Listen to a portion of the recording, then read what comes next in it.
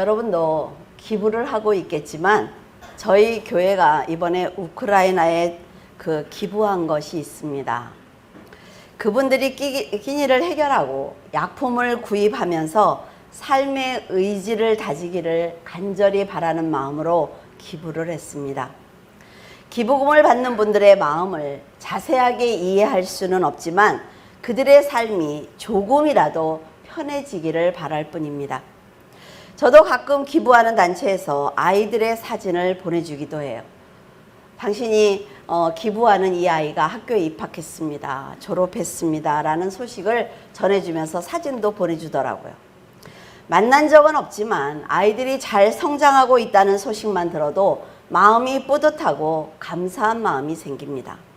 그들은 기부자가 어떤 일을 하는지, 어떤 마음으로 자신들을 도와주는지 잘 모를 것입니다. 그러나 도움을 받는 그 자체로 감사하지 않을까요? 서로 돕고 사는 것은 하나님께서 원하시는 일이기 때문에 기부했다고 자랑할 것도 없고 도움을 받았다고 부끄러워할 것도 없습니다.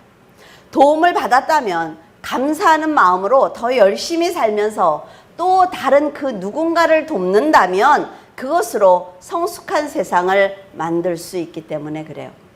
신앙도 마찬가지라고 생각을 합니다. 하나님의 사랑과 은혜에 감사해서 열심히 믿음으로 살다 보면 자신도 모르는 사이에 성숙한 신앙인이 되어 있을 것입니다. 사도 바울은 자신을 구원해 준 하나님의 은혜를 깨닫자 많은 사람들의 영혼을 구원하기 위해서 복음을 전하는 데 힘을 썼습니다. 자신이 가진 말씀과 은혜를 나누는 것은 구제이며 헌금이며 은혜입니다. 헌신이에요. 우리는 이렇게 자꾸 헌금, 돈으로만 드려야 헌금이다 라는 생각을 합니다. 그러나 저는 그렇게 생각하지 않습니다. 구역장들이 구역원들에게 커피 한 잔 사주는 것, 그리고 교회를 오기 위해서 버스를 타고 오는 것, 그 모든 것들이 다 저는 헌금이라고 생각을 해요. 그래서 하나님께서 그 마음 자체를 받으신다는 거죠. 그 당시에는 지금처럼 교통편이 좋지 않았기 때문에 넓은 지역을 찾아다니면서 복음을 전할 수가 없었습니다. 그래서 한 장의 편지에 사도 바울은 온 마음을 담은 거예요. 앞으로 편지를 보내지 못할 수도 있다는 거지요. 왜? 자기가 언제 죽을지 모르는 거예요.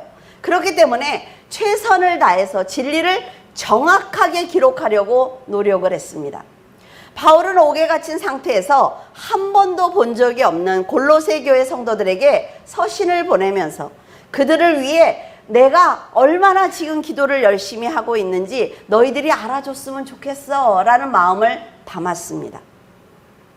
당신들이 혼자 믿음을 지키기 위해서 노력하는 것이 아니라 지금 당신들 곁에는 바울처럼 중보 기도하고 있는 많은 성도들이 있다라는 위로를 전해주고 싶었던 것입니다. 어느 곳에 있든지 그리스도 안에서 한 형제라는 것을 알려주고 싶었고 불신자들을 위해서 성도들이 어떤 일을 해야 하는지 알려주고 싶었어요. 사도 바울은 교회를 파괴하기 위해서 거짓 교훈을 전하고 있는 이런 사람들, 지금 이단들이 들어와서 괴롭히고 있는 거잖아요. 이런 사람들을 물리칠 수 있도록 말씀을 정확하게 적었습니다. 골로새 교회 성도들이 하나가 되기만 하면 말씀으로 하나가 되는 거예요. 우리는 친해. 이건 소용이 없어요. 이건 분열이 됩니다.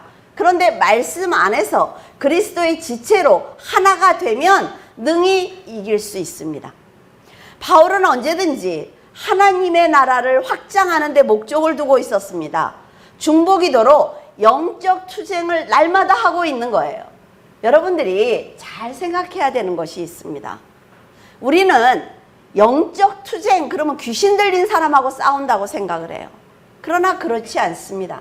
내 안에서 내 믿음을 흔드는 자체가 영적인 전쟁이 시작된 거예요. 그렇기 때문에 말씀을 알고 있기 때문에 흔들리면 절대로 안 됩니다. 여러분도 어려움을 당할 때 그 누군가 여러분을 위해서 기도하고 있다는 것을 알면 큰 위로가 됩니다. 이 고난을 혼자 감당하는 것이 아니라 믿음의 형제들이 함께 돕고 기도하고 있다는 것을 알면 낙심하지 않는다는 거죠.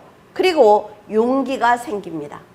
나는 할 수 없는데 모두가 하나님의 자녀들이 나를 위해서 기도하고 있기 때문에 하나님께서 나에게 정하신 길이 분명히 있을 것이다. 그러니까 내가 이 자리에서 일어나 모든 성도들이 기도한 것이 열매가 되도록 최선을 다해야지 라는 용기가 생기는 거예요. 실제로 중보기도는 하나님의 역사심에 큰 비중을 차지하고 있습니다. 그래서 성도들은 다른 사람들을 위해서 기도해야 하는 거예요. 사탄이 간사한 꾀를 내지 못하도록 그들의 울타리가 되어 주어야 하는 것입니다. 이것이 바로 협력해서 선을 이루는 거죠. 하나님께서는 성도들이 연합을 해서 교회를 지키는 것을 아주 기뻐하고 계십니다. 그러므로 자신을 위해 중보 기도하고 있는 믿음의 형제를 대적하거나 실망시켜서는 절대로 안 됩니다. 왜? 나를 위해서 기도하고 있는 사람들의 입을 막는 거예요. 그러니까 그 사람의 마음을 아프게 하면 내 손해라는 거죠. 여러분, 이것은 바로 진리를 버리는 아주 어리석은 행동이에요. 형제들의 중보기도가 얼마나 귀한지 모르기 때문에 그 기도를 가치 없게 생각을 하는 거지요. 세상의 마음을 빼앗기는 것입니다. 물론 자신의 믿음과 인생과 사명을 위해서 본인이 열심히 기도해야 합니다. 우리가 천국이 있다는 확신이 있으면 절대로 사람들의 말에 흔들리지 않는다 말이죠. 그런데 우리가 천국에 대한 소망이 없기 때문에 그래, 사람들이 이렇게 막는데, 이 환경이 이렇게 어려운데 내가 하나님을 어떻게 믿어? 이런 생각을 하는 거죠. 여러분, 본인의 기도는 본인이 하셔야 됩니다. 저 교회에서 해주니까, 목사가 해주니까 그냥 대충 천만에요. 본인의 기도가 이 기둥이란 말이에요. 우리도 이 뼈가 있고 우리가 잘 먹으면 살이 찌지요. 제 옆구리를 보시지 말고 살이 찐단 말이죠. 그거와 똑같은 거예요. 내가 하나님께 기도할 때 기둥이 있습니다. 하나님과 나와의 관계. 이 주변에서 중보기도 해주는 건 뭐예요? 나를 더 튼튼하게 만들어주는 거예요. 중보기도는 놀랍게도 사탄의 계략을 무산시키는 능력을 가지고 있습니다. 하나님의 능력을 크게 드러낼 수 있는 힘을 가지고 있어요. 그래서 믿음의 형제들이 기도해 주는 것이 아주 중요하다 말이죠. 형제의 고난을 함께 감당하는 마음으로 혼신의 힘을 다해서 돕고 섬기며 기도하는 것은 하나님께 복을 받는 방법입니다. 근데 우리는 어때요? 기도하려고 딱 앉으면 내 기도만 해.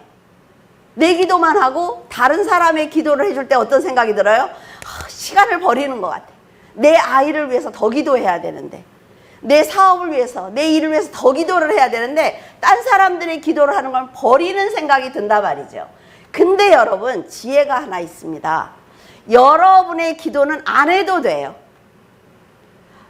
내 주위에 있는 모든 사람들의 영혼 구원을 위해서 기도하면 하나님께서 그 사람의 기도를 지켜주기 위해서 나와 내 가정을 지켜주시는 거예요. 아시겠죠?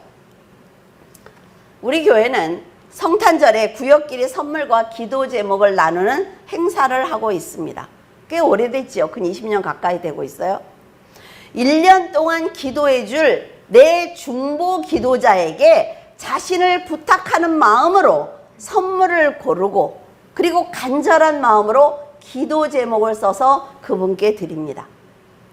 저는 이 행사를 정말 중요하게 생각을 하는 사람이에요.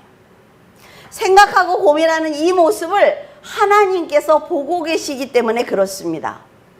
이걸 형식적으로 생각하니까 또 왔어. 이걸 또 뭘 줘야 돼? 스타킹을 줘야 돼? 뭘 줘야 돼? 맨날 이런 고민을 해요. 그러나 여러분, 그러면 안 됩니다. 그것도 하나님이 다 듣고 계세요.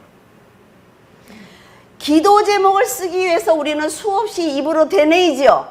자, 여기 대표 기도 하실 때 한 번에 쫙 써갖고 올라오시는 분 있어요? 그러지 않아요.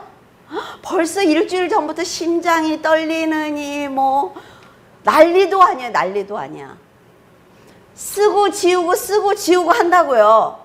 그런데 너무 놀라운 것은 하나님께서 그 모습을 보시고 그 기도를 연락하신다는 것입니다. 여러분이 여기 올라와서 드리는 기도를 연락하시는 것도 있지만 여러분들이 집에서 기도를, 중보 기도를 부탁하는 분에게 내 1년 동안 뭐를 해야 될까? 어떤 기도를 부탁을 할까? 그런 고민하는 것 굉장히 중요하다 말이죠.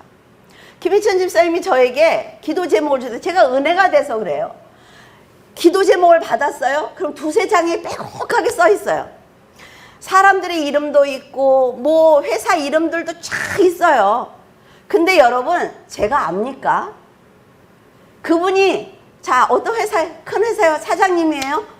거기서 일하시는 그거를 제가 알아요? 몰라요. 그러나 그거를 모르니까 날마다 여기 앉아서 그대로 읽는 거예요. 하루도 빠지지 않고 그 기도 제목을 읽는 겁니다. 제가 하나님께. 하나님 저 잘 몰라요. 그런데 얼마나 간절한 마음으로 이걸 썼을까요? 그러면서 그걸 계속 읽어요. 거의 다 외웠어요. 그런데 하나님께서는 제 입으로 드리는 그 기도를 들으시지만 그 기도를 쓰는 그 아들의 마음을 연락하신다는 것입니다. 그래서 이 행사가 너무 중요한 거예요. 귀찮게 생각하시면 안 된다 말이죠. 형제들에게 줄 선물을 고르기 위해서 마음을 쓰는 그 자체가 감사입니다. 하나님께 드리는. 그리고 헌금이에요. 헌금이 너무 여러 가지로 널려 있죠. 예. 내 중보 기도자에게 드리기 위해서 고르는 그 선물이 헌금입니다, 여러분.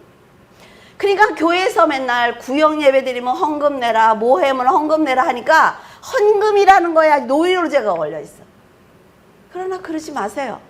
아무것도 안 걷어.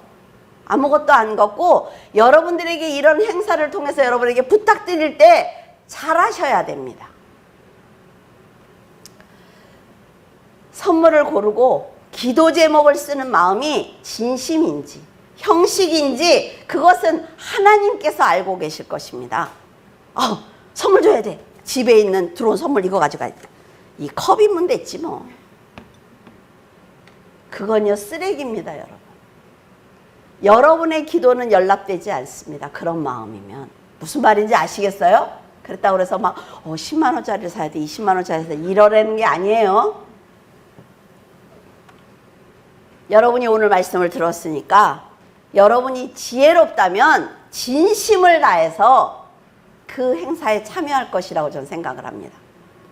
내 문제를 다른 사람에게 왜 부탁을 해? 내 일을 왜 그 사람한테 알려? 이런 생각을 쉽게 할 수도 있습니다. 그런데 그런 이기적인 생각은 하나님께 축복을 받을 기회를 놓치는 것입니다. 중보기도자로 뽑힌 상대가 약한 신앙을 가진 사람일 수 있어요. 저 사람이 기도를 할까 과연? 걱정하지 말라는 거죠. 왜? 여러분이 그 기도 제목을 쓰는 그 상황을 하나님이 보시기 때문에 걱정하지 마세요. 이미 하나님이 받으셨단 말이죠. 그분이 한 번을 기도를 하든 10번을 기도하든 상관하지 마세요. 내 마음이 너무 중요하다는 거예요. 여러분은 사람을 보지 말고 하나님께서 보고 계신다는 생각을 반드시 하셔야 합니다. 중보기도가 큰 힘이라는 것을 알고 있는 바울은 한 번도 만난 적이 없는 성도들을 위해서 감옥에 있어요. 지금 감옥에. 이 감옥에서 기도하고 있는 거예요. 감옥에서 큰 소리라도 할 수 있겠어요, 여러분? 복음을 전하다 옥에 갇힌 자신의 고난을 그들이 보면서 그래, 하나님을 믿고 저렇게 감옥에 갇힐 수도 있구나. 그래도 저 사람이 하나님을 믿고 영혼을 사랑하기 때문에 저런 고난도 불사하는 거지. 우리가 지금 당하는 건 아무것도 아니야 라는 위로를 받을 것입니다. 2절과 3절, 이는 그들로 마음의 위안을 받고 사랑 안에서 연합하여 확실한 이해의 모든 풍성함과 하나님의 비밀인 그리스도를 깨닫게 하려 함이니 그 안에 지혜와 지식의 모든 보화가 감추어져 있느니라. 얼마나 중요한 얘기입니까, 여러분? 성도들이 전도하는 목적은 하나님의 비밀, 누구예요? 예수 그리스도. 그 그리스도를 다른 사람들이 이해할 수 있도록 잘 전하는 것이 전도입니다. 사랑 안에서 연합할 때 하나님의 비밀인 그리스도를 깨닫게 된다고 한 것을 보면 협력해서 선을 이루는 것이 바로 참된 교회를 만드는 힘이라는 것을 알 수가 있어요. 다른 사람들에게 진실한 사랑을 주기 위해서는 내 성격과 내 감정과 이성을 모두 다 내려놓아야만 합니다. 나는 뭐 성질 없는 줄 알아? 이러면요, 전도하지 마세요, 처음부터. 왜? 그 사람이 아예 하나님 앞에 나오지 않는다는 거죠. 저는요, 교회를 가고 싶은데 누가 뵈기 싫어서 가기 싫어요. 이런 말을 들으면 안 된다는 거예요. 그래서 성도들은 많은 인내가 필요합니다. 교회를 교회답게, 내 가정을 가정답게, 그리고 성도를 성도답게 만들기 위해서는 끝없는 노력과 자기 성찰이 필요한 것입니다. 제일 먼저 하나님 앞에 무릎 꿇고 기도할 때 자신을 위해서 기도하셔야 됩니다. 하나님의 영광, 하나님께 감사를 드리고 그 다음에는 나를 돌아보고 기도해야 돼요. 회개하셔야 됩니다, 반드시. 자신의 판단을 믿기보다는 자신의 행동을 돌아보고 반성하며 어떤 부분이 하나님의 뜻과 어긋났는지 생각하는 성도가 지혜로운 성도입니다. 성도들이 지혜로워야만 그리스도를 대적하는 이단 사상을 물리칠 수가 있어요. 그리스도의 섭리를 온전히 이해하지 못하기 때문에, 성경을 읽지 않기 때문에, 주일날 와서 예배만 한 번 드리기 때문에, 그나마 또 설교 시간에 졸기 때문에 모른다는 거예요. 그래서 진리와 비슷하게 전하는 이단 사상을 받아들이고 있습니다. 믿음이 흔들리고 있어요. 저는 지금 이단이 보내는 메일을 날마다 받고 있습니다. 편지로도 와요. 이만큼씩 두껍게 체가해갖고 보내고 있어요, 이단들이. 어떨 때는 굉장히 간절한 어조로 목사님이 지금 진리를 몰라서 그렇습니다, 이렇게 달래는 편지도 와요. 그런데 잘 받아주지 않으니까 조롱 섞인 말로 저를 비웃는 말도 하고 있습니다. 어때요? 일관성이 없죠? 일관성이 없어요. 내 말을 듣지 않으면 조롱한다고요? 그런데 진리를 벗어난 이들의 말에 현혹되고 있는 성도가 있다는 것이 가슴이 아픕니다. 여러분, 이단을 판단하는 기준이 하나 있습니다. 뭐냐면 이 세상에 있는 사람은 절대로 하나님이 될 수 있다, 없다? 없다. 이거예요. 교주가 내가 하나님이야, 내가 예수야 라고 얘기하는 건 다 뭐예요? 가짜예요. 성육시간 하신 예수님이 죄를 대속하시기 위해서 십자가를 지고 완전히 죽었습니다. 그래서 무덤 속에서 부활했죠. 승천했어요. 보좌에 앉아 계시면서 지금 재림하시는 날을 기다리고 있죠. 그러면 예수 그리스도가 지금 보좌에 앉아 계시는데 이 세상에 사는 사람이 내가 구세주라고 말하는 것을 믿어야 되겠습니까? 믿으면 안 된다는 거예요. 여러분, 이 사실 한 개만 알아도 이단에 속지 않습니다. 정확하게 알면 속지 않아요. 제가 여러분들에게 이렇게 반복해서 얘기하는 이유는 뭐냐면 여러분들의 구원이 달렸기 때문에 그래요. 자, 우리 목사님이 천국에 갈 때 다 따라가면 되지? 못 가요. 같이 못 가. 못 잡아. 여러분들이 갈 때 제가 잡을 수 있을 것 같아요? 못 잡아요. 각자 하나님과 나와의 관계란 말이에요. 자, 여기 하나님과 나와의 관계죠. 성도와 성도의 관계인 거예요, 이게. 그래서 하나님과 나와의 관계가 올바로 서야 성도와 성도의 관계가 올바로 서는 거예요. 내가 하나님과 올바로 서지 못했는데 어떻게 천국에 갑니까? 그들은 종교라는 명목하에 사람들을 속이고 복음을 방해하고 있지만 그들 자체가 그리스도를 알지 못하기 때문에 그들이 하는 말 모두는 진리가 아닙니다. 그리스도는 사람의 노력으로 이해할 수 있는 분이 아니라는 거예요. 세상을 말씀으로 창조하신 그리스도를 만나기 위해서는 성령께서 주시는 지혜와 지식을 가지고 있어야 합니다. 이단의 활동을 보면, 자, 이단이 그때 그 바울 시대에도 이렇게 난리를 쳤어요. 근데 지금이요. 지금은 더 극성맞죠. 그런 걸 보면 악한 영이 하나님의 나팔 소리가 나는 그날까지 일하겠구나라는 것을 우리는 알 수가 있습니다. 가인의 영적인 흐름이 있습니다. 이렇게 가인이에요. 가인의 영적인 흐름이 아담의 아들이죠. 살인자고. 자, 흐르고 있어요. 언제까지? 세상 마지막 날까지. 그리고 자, 이렇게 헌금 내라고 이거 들은 거 아니야 또 이거 막. 여기는 뭐냐면 아담의 아들 셋, 아죠? 셋, 그 아들의 영적인 흐름이 이렇게 같이 흐르고 있어요. 언제까지? 세상 마지막 날까지. 이 흐름 가운데 우리가 지금 살고 있는 거예요. 그래서 내가 이쪽을 선택할 것이냐, 이쪽을 선택할 것이냐, 선택하는 것입니다. 여러분이 예수 그리스도를 알지 못하면 가인의 영을 가질 수밖에 없습니다. 성도들은 사도 바울처럼 오직 진리만 붙들고 있어야 하며 영혼 구원을 위해서 끊임없이 기도해야 합니다. 지금 우리 곁에서 일어나고 있는 현 상황을 보면 사도 바울이 왜 그토록 간절히 기도하고 있는지, 왜 진리를 이렇게 똑같은 얘기를 계속하고 있는지 알 수가 있습니다. 성도들의 구원이 얼마나 귀한지 모른다 말이죠. 축복이에요. 그래서 믿음의 형제와 나라와 민족을 위해서 여러분 기도하셔야만 합니다. 에베소서 1장 9절과 11절, 그 뜻의 비밀을 우리에게 알리신 것이요 그의 기뻐하심을 따라 그리스도 안에서 때가 찬 경륜을 위하여 예정하신 것이니, 모든 일을 그의 뜻의 결정대로 일하시는 이의 계획에 따라서 우리가 예정을 입었죠. 그래서 그 안에서 우리가 기업이 되었습니다. 하나님의 자녀들은 다 기업을 받은 거예요. 그리스도는 하나님의 지혜와 높은 지식을 통해서만 만날 수가 있습니다. 하나님께서 이렇게 신비로운 계획을 십자가를 통해서 세상에 드러내 주셨습니다. 하나님 안에 있던 그 비밀을 십자가의 사건을 통해서 이 세상에 보여주셨어요. 창세전부터 비밀이었던 그리스도를 대속을 통해서 우리에게 보여주셨단 말이죠.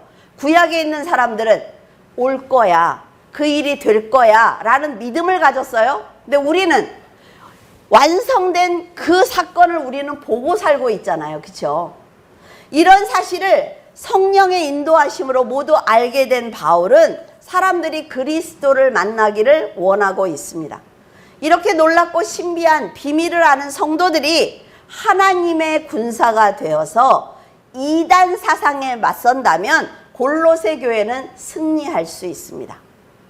여러분, 우리 아침에 찬양했죠. 먼저 예배 시작할 때 이 찬양이 얼마나 중요한가 하면, 그 구약의 전쟁에 나갈 때 뭐예요? 앞에서 북치죠. 막 사람들이 막 북을 치고 이게 확 용기를 북돋아 주잖아요. 백성들을. 그거예요. 앞에서 찬양을 인도하고 우리가 찬양을 부르고 예배를 시작하는 것은 사탄에게 우리가 영적인 싸움을 거는 것입니다. 우리 이제 하나님께 경배 드릴 거야. 너희들 장난치지 마. 라는 거예요. 그래서 찬양이 너무 중요하다고 말씀을 드렸어요. 아유, 찬양 시간, 그래. 안 하면 어때, 안 하면 어때. 그래, 설교만 들으면 되지. 아우, 설교 시간에 왜 이렇게 또 졸려. 그러니까 지는 거예요. 이 영적인 싸움이 얼마나 중요한지 모른다는 거죠. 그러기 위해서 우리는 반드시 말씀을 알아야 합니다. 성도들이 말씀으로 영적 전쟁을 한다면 이단은 절대로 교회에 뿌리를 내리지 못합니다. 성경 말씀을 확실히 알면 거짓말로 유혹하는 사탄과 이단들을 분별할 수가 있어요. 교회를 지켜낼 수가 있습니다.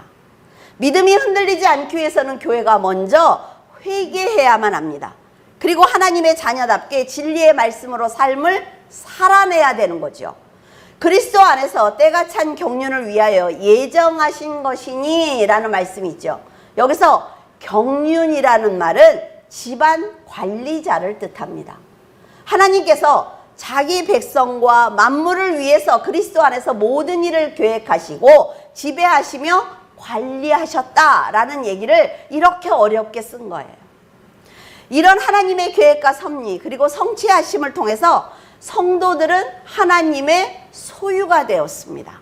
그래서 하나님의 소유이기 때문에 사탄이 함부로 훔쳐갈 수 없다는 거예요. 하나님께서는 한 영혼을 천국으로 인도하기 위해서 이렇게 많은 일을 하셨을 뿐 아니라 지금도 귀한 영혼들이 실족을 할까봐 사탄의 계획을 미리 무산시키고 있습니다. 이런 은혜를 입었기 때문에 우리가 성도라는 이름으로 살아갈 수 있는 거지요. 여러분, 그 성도라는 이름을 빼앗기지 않기를 바랍니다. 지금 교회는 변질되어 가고 있어요. 진리의 말씀을 온전히 전하지 않고 있습니다. 지금 교회에 젊은 청년들이 세상으로 나가고 있어요. 성도들이 줄어들고 있습니다. 왜? 사탄이 승리했기 때문에 그런 거예요. 무슨 말인지 알겠어요? 사탄은 오랜 세월 동안 조금씩 변화시켜요. 그런데 성도들이 뭐예요? 세상이 변하니까 우리도 발맞추어 가야지 라는 생각에 그들에게 동참하는 겁니다. 그래서 교회 나와서 앉아있는 게 따분한 거예요. 나중에 알겠죠. 나팔 소리가 울릴 때 알겠죠. 하나님께서 만세전부터 계획하시고 성취하신 영원 구원을 위해 성도들이 노력하지 않는다면 교회를 다니고 있어도 하나님과 전혀 상관없는 사람일 뿐입니다. 놀라운 하나님의 은혜를 받은 성도들이 진심으로 찬송을 드리지 못한다면 어떻게 천국으로 인도해달라는 기도를 드릴 수가 있겠습니까? 하늘과 땅 그리고 인간의 역사를 도구로 사용하시면서 복음을 전하게 하신 하나님께 자발적으로 찬양과 영광을 드리기를 바랍니다. 3절에 그 안에는 지혜와 지식의 모든 보화가 감추어져 있느니라. 저는 청년들이 이 말씀을 외웠으면 좋겠습니다. 예수 그리스도 안에 지혜와 지식의 모든 보화가 감추어져 있대요. 그러면 예수님하고 친해야지요. 그걸 받으려면. 예수 그리스도 안에 세상이 감당하지 못할 지혜와 지식이 있습니다. 믿으셔야 돼요. 이렇게 뛰어난 지혜와 지식의 근본인 하나님께 세상은 어리석고 미련하고 악한 초등학문을 자랑하고 있습니다. 여러분, 공부 많이 하셨다는 분들이 하는 얘기를 여러분 가만히 들어보세요. 그분들이 답이 없어요. 그런데 성경에 답이 있습니다. 어리석은 인간은 성령께서 알려주시는 지혜와 하나님의 섭리를 이해해야만 영적인 부분을 깨달을 수가 있습니다. 우리 이지연 집사님이 이대 나왔잖아요. 이대 나온 여자예요. 근데 대화를 하는데 아, 이렇게 무식하나? 이런 생각이 솔직히 들었습니다. 왜? 답이 하나도 없어. 그 많은 공부를 했는데 답을 한 가지도 몰라. 그래서 제가 답을 얘기를 하면 뭐라는 줄 알아요? 우리 교수님들도 그런 답을 못 내요. 성경에 있어요, 답이. 여러분들이 성경을 읽으면 세상에 답을 줄 수가 있다니까요. 복음은 사람이 믿고 싶다고 믿어지는 것이 아니라 성령께서 깊은 진리의 문을 열어주셔야만 믿을 수 있기 때문에 말씀을 알아야 합니다. 그럼에도 불구하고 사람들은 얕은 생각과 지식으로 하나님을 판단하고 있어요. 하나님의 역사를 왜곡하고 있습니다. 자신의 생각을 주장하는 거지요. 맞습니까, 여러분? 그래서 바울은 이렇게 말을 해요. 깊도다 하나님의 지혜와 지식의 풍성함이요. 그의 판단은 헤아리지 못할 것이며 그의 길은 찾지 못한다 라고 말하고 있습니다. 얼마나 멋진 말씀인지 모른다는 거죠. 인간은 절대로 하나님의 깊고 깊으신 그 지혜와 지식을 헤아릴 수가 없습니다. 그 누구도 하나님의 은혜와 사랑을 짐작할 수가 없어요. 어떤 사건이 일어났을 때 저는 간이 녹는 것 같고 죽을 것 같아서 정말 몇 날 며칠 밥을 못 먹고 울 때가 있었습니다. 근데 하나님 뭐라 그러신 줄 알아요? 사랑하는 딸아, 이게 너에게 축복이야. 내가 너를 위해서 만든 일이야. 라고 할 때 그때는 여러분 알아듣습니까? 못 알아들어요. 시간이 지날수록 그것이 감사라는 것이 깨달아진단 말이죠. 하나님의 이 지혜를 우리가 절대로 따라갈 수가 없습니다. 이사야는 전하기를 예수님 위에 여호와의 영, 누구예요? 성령, 곧 지혜와 총명의 영이요 모략과 재능의 영이요 지식과 여호와를 경외하는 영이 강림했다라고 말하고 있습니다. 그 영이 지금 어디 있어요? 여러분 안에 있잖아요. 지금 내 안에 계신 성령을 생각하면서 한번 들어보시라고요. 예수님은 여호와의 영이 강림하고 나니까 하나님을 경외하는 즐거움으로 살았어요. 그는 눈에 보이는 대로 심판하지 않았습니다. 귀에 들리는 대로 판단하지 않았어요. 근데 우리는 성령과 함께 있으면서도 눈에 보이는 대로 들리는 대로 판단하지 않습니까? 공의로 가난한 자를 심판하며 정직으로 세상의 겸손한 자를 판단할 것이며 그의 입에 막대기로 세상을 치며 그의 입술의 기운으로 악인을 죽일 것이며. 악인이 두렵습니까? 성령께서 하신다잖아요. 그의 허리띠를 삼으며 성실로 그의 몸에 띠를 삼는다 라고 이사야가 아주 정확하게 말하고 있습니다. 여러분 안에 계신 성령께서 이렇게 놀라운 분이라는 거예요. 그래서 여러분의 지혜로 하려고 하지 마세요. 하나님께 의지하고 날마다 성경을 읽으면서 하나님께 내 인생을 맡기세요. 그러면 하나님이 하십니다. 이사야는 메시아가 어떤 분인지 자세하게 소개를 하면서 가장 중요한 것은 메시아에게 여호와의 영이 임한 것이다 라고 말하고 있습니다. 그 영이 우리와 함께하고 있다니까요. 여호와의 영이 강림하신 메시아는 모든 일을 처리함에 있어서 오로지 여호와께서 만족하시도록 일하신다 라고 말했습니다. 사람은 상대를 따라서 눈에 보이는 대로 귀에 들리는 대로 정죄하고 판단을 합니다. 내 메시아는 절대로 그런 악한 행동을 하지 않습니다. 예수님께서는 하나님을 기쁘시게 하는데 초점이 맞추어져 있다는 거예요. 근데 우리는 성령과 함께 하면서도 예수님께서 임하신 그 영이 있음에도 불구하고 전혀 하나님께 영광을 드리지 않습니다. 한 가지 간증을 할까요? 수련회에서 여러분들에게 은사와 제 간증을 하겠습니다라고 말씀을 드렸는데 잠도 안 와요. 뭐를 해야 될지 모르는 거죠. 뭐를 해야 될지 모르겠어요. 간증이라고 제 삶을 얘기하면 아유 그걸 누가 듣고 싶어? 너무 고민이 되는 거예요. 그래서 저는 밤마다 와서 기도하는 거죠. 하나님 설교 좀 알려주세요. 성도들에게 도움이 되는 설교를 할 수 있게 하나님 저 좀 도와주세요. 어저께 제가 컴퓨터에 앉아서 1시간 반 만에 이틀치를 다 썼어요. 왜냐하면 누가 불러주는 것처럼 쓰는 거죠. 제가 여러분이 하려고 하지 마세요. 하나님께 의지하면 그분이 하신다고요. 그래서 저는 학생들에게 얘기를 합니다. 공부할 때 열심히 하라는 거예요. 그리고 나서 성령께서 기억해 주세요.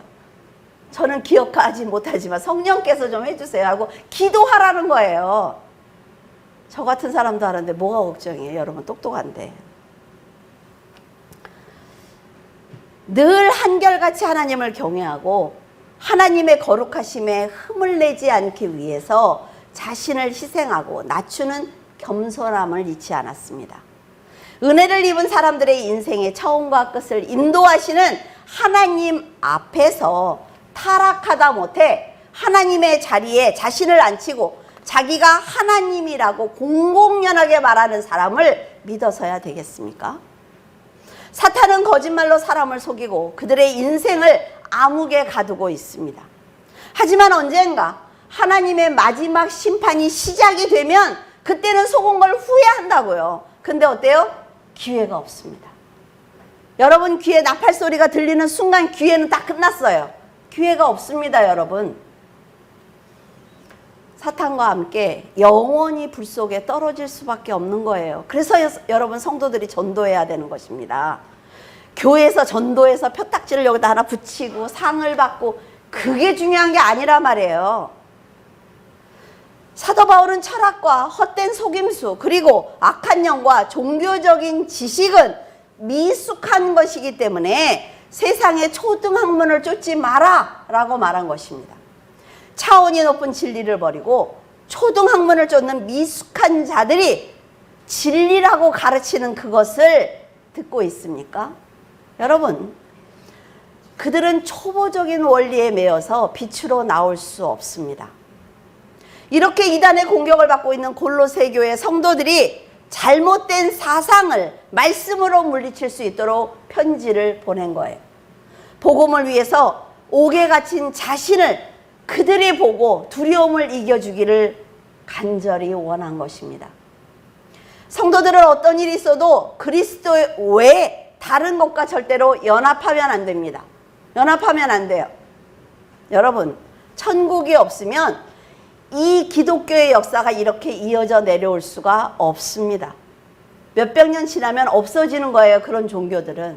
얼마나 많은 종교들이 생겼다가 없어졌어요? 이것이 사실이고 진리이기 때문에 없어지지 않습니다. 요즘 교인들을 보면 성경에 관심이 없어요. 그래서 거짓 복음을 들어도 그것을 판단할 능력이 전혀 없습니다. 여러분이 하나님께서 천지를 창조하신 목적과 예수 그리스도께서 주신 구원의 은혜를 잊지 않는다면 사람이 자기가 하나님이라는 그 말이 얼마나 허무맹랑한 말인지 알 수가 있습니다. 지금 세상은 이단과 거짓 복음이 판치고 있어요. 사탄은 세상의 권력과 물질을 앞세워서 진리를 선포하지 못하도록 막고 있습니다. 평화와 화합, 얼마나 좋은 말이에요. 그리고 종교의 자유, 모든 종교를 통합하자, 너무 좋은 말이죠. 이런 말로 교회를 탄압하려는 계획을 지금 차근차근 실행해 나가고 있습니다. 많이 성공했어요. 그런 악한 영과 대적해야 될 성도들이 도리어 세상의 마음을 빼앗겨서 앞장서서 일하고 있습니다. 목사들이 그 앞에서 일하고 있는 거 보셨습니까? 하나님을 사랑하는 성도들은 영을 분별해야 합니다. 그리고 기도해야 돼요. 아, 왜 저런 모든 종교가 함께하는 저기에 목사님들이 있어? 그러니까 목사님들이 모르겠어? 말씀을 속지 말라 말이에요. 속지 말라 말이에요. 다 가짜라는 거예요. 여러분, 세상은 쫓아가기 힘들 정도로 빨리 돌아가고 있어요. 환경은 점점 나빠지고 있습니다. 예수 그리스도를 믿고 세상에 마지막 심판이 있다는 것을 알고 있는 성도들은 지금 마지막 그날이 가까워오고 있다는 것을 느끼고 계실 것입니다. 말세라고 얘기하죠. 종말이라고 말하고 있어요. 그런데도 변하지 않아요. 진리의 말씀대로 살아가기 힘든 세상에 살아가고 있지만 거짓 복음에 속지 말고 사람의 말에 현혹되지 말고 거룩하신 하나님만 의지해야 합니다. 제발. 세상이 어두워지는 것은 불행한 일이지만 그것 또한 하나님의 계획이에요. 요한계시록 읽어보세요. 마지막 날이 있지요.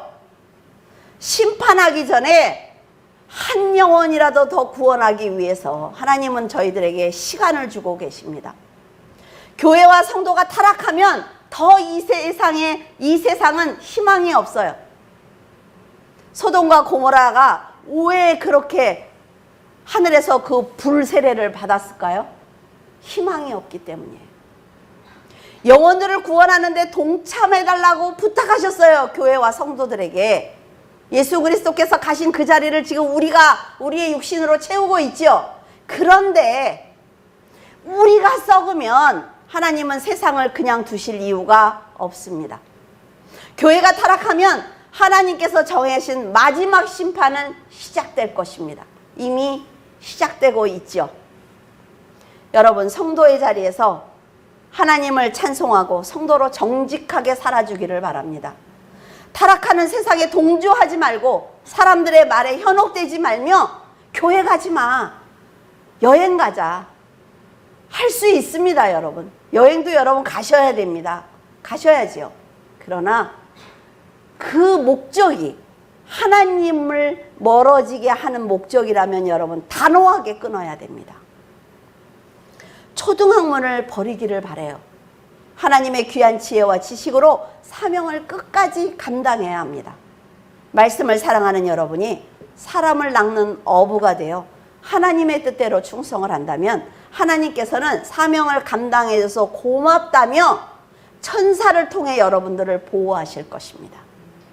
영안이 열려서 보시기를 바라요. 마지막 날 예수 그리스도를 만날 수 있도록 거짓 복음에 빠지지 않도록 기도하는 성도가 되기를 간절히 부탁을 드립니다. 기도하겠습니다. 전능하신 하나님, 사랑의 하나님, 은혜의 하나님, 치료의 하나님, 여기까지 도와주신 에베네셀의 하나님, 어떤 말로 감사를 드릴 수가 있을까요? 저희들의 말로는 하나님의 사랑을 찬양할 수 없으며 저희들의 기도로는 하나님의 영광을 높여드릴 수가 없습니다. 그래서 더 마음이 아프고 죄송합니다. 어둠에 버려도 상관없는 저희들을 빛으로 인도하시고 너는 내 자녀라고 사랑한다고 말씀하시니 죄송할 뿐입니다. 하나님의 영광을 찬양하고 찬양합니다. 초등학문에 매여 자신이 잘난 줄 알고 살아온 저희들에게 깊은 진리를 허락하시고 잘하고 있다고 칭찬하시니 감사하고 죄송합니다. 하나님의 이름을 높여드리기 위해서 저희들의 삶을 드리고 싶은데 이것조차 더럽고 추하니 죄송합니다. 그래도 하나님 진심으로 사랑합니다. 이은주 권사를 하나님 아버지께서 붙들어 주시고 품어 주시니 감사를 드립니다. 저희들은 치료의 하나님을 만났습니다.